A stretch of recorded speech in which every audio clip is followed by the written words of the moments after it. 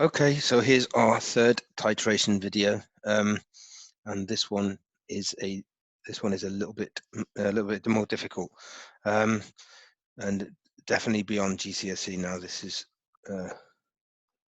okay. So we need to use two equations. So first of all we need our concentration is equal to moles over vol in dm cubed, and we also need to use this old favorite, moles is equal to mass over mR.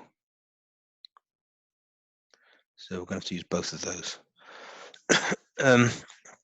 Right, let's draw the diagram. So, right, so what we've done here is we've got a conical flask, and instead of putting solution in there, they put in 0.38 grams of sodium carbonate. Okay, so that's been weighed out very accurately. So they would have put the conical flask directly onto the balance, and then just tipped a tiny bit of powder in straight into the flask, and you know the exact mass of that. Okay, right, and we are then, so we know that, and we're going to titrate this, and then put a little bit of distilled water in there to make it dissolve, give it a little swirl so it's dissolved, and then they are going to titrate against HCl. So the HCl is going to go in the burette.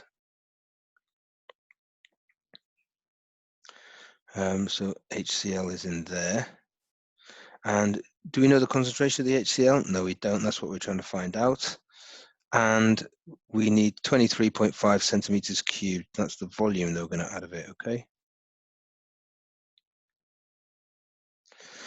Okay, so can we, and we've got the equation there. And here we've got to be careful because look, it is 1 mole of sodium carbonate reacts with 2 moles of HCl.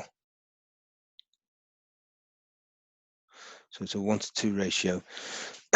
This is a little bit, this sodium carbonate reacting with an acid, we've touched on that at GCSE a little bit, but not that much. And you'll see that an awful lot of these A-level titrations, rather than involving sodium hydroxide, they'll involve a sodium carbonate or sodium hydrogen carbonate. So this equation, I would kind of commit that to memory, or certainly take note of it.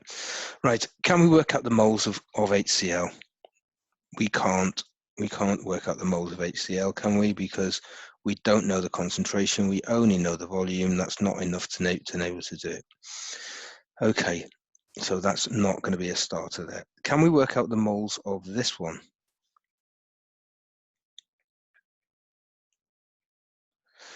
Can we work out the moles of the sodium carbonate? We can, because look, we know the mass of it, and we can always work out the MR.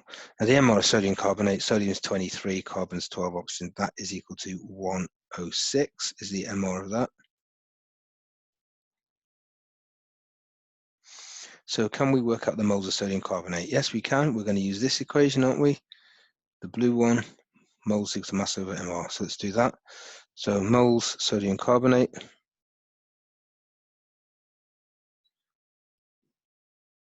is equal to mass over MR is equal to 0.38 over 106. Do that on a calculator.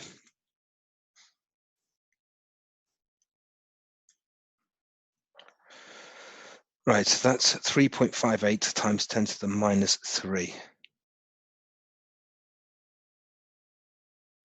Leave it as standard form. So can we work out the moles of hydrochloric acid that's going to react with that? Well, moles HCl is going to be double that, isn't it? Because 1 mole of sodium carbonate reacts with 2 moles of hydrochloric acid. So moles of HCl is equal to 3.58 times 10 to the minus 3 multiplied by 2, which is equal to 7.17 times 10 to the minus 3.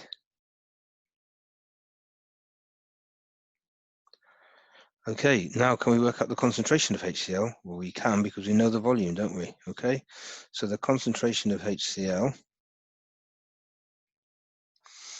is equal to moles over vol, which is 7.17 times 10 to the minus 3 over the volume, well, 23.5, that's equal to 0.0235 dm cubed.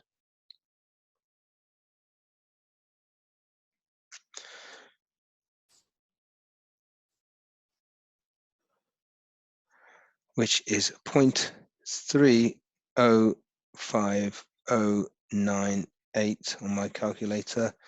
So we should give it to 3 significant figures because all the data is given to 3 significant figures. So that is 0.305 moles per decimeter cubed is our answer.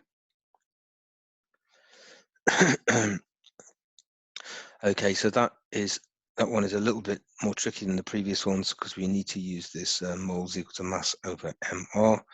And in the next video, we'll actually talk about in practical terms how this is done. There's a couple of little problems here which you may have noticed. Okay, right now the first problem is that is a very small mass. 0.38 grams.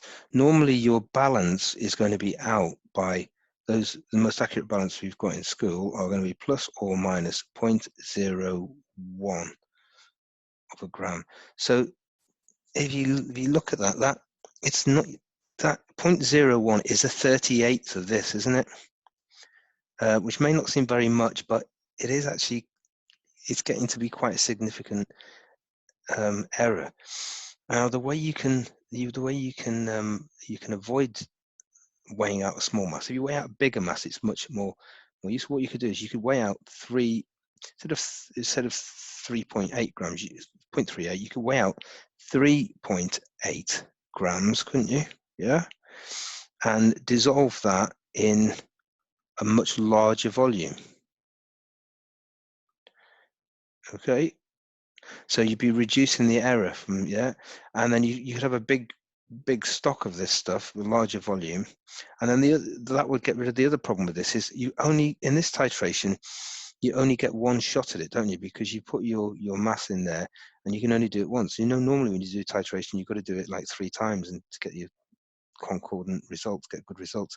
So if you do it in a large volume, you can do multiple titrations. With this solution here, you made the solution. You can do multiple titrations with it, okay, which is much more satisfactory. And we're going to be talking about that in the next video.